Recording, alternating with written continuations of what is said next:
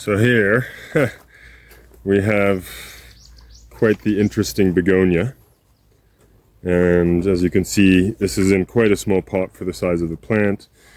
It's not the end of the world for this. It can continue to grow in a pot this size, but obviously it's never going to grow quite to the size that we would like it to. So we're going to do our usual of filling up the soil in the pot again.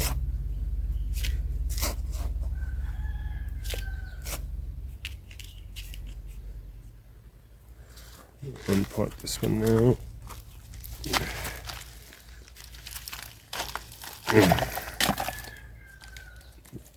And you can see he broke the original pot, but we didn't repot him at that time. Hey.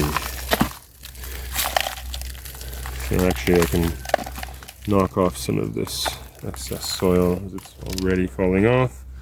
We'll center him.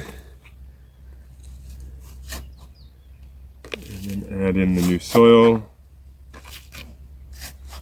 He'll now be more stabilized in this new pot.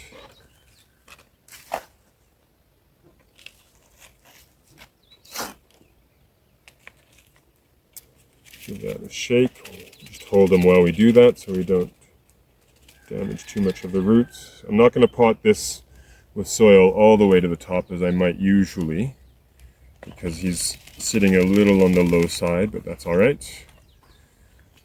And just tap him down so that he gets the soil compacted a little bit more around him, and then he'll be ready to grow much more and take off and grow into a bigger plant at this stage.